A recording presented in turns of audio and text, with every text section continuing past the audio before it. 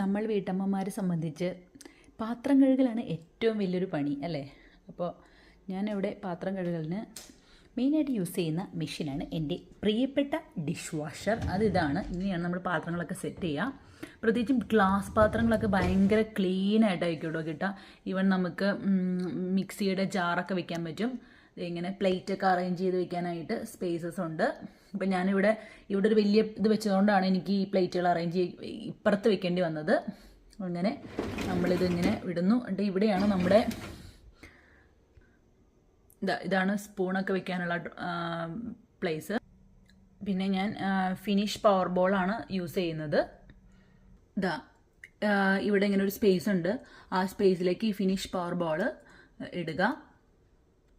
അപ്പം നമ്മളത് ക്ലോസ് ചെയ്തു. ഓണാക്കി നമുക്കിതിനകത്ത് ടൈം സെറ്റ് ചെയ്യാൻ പറ്റും.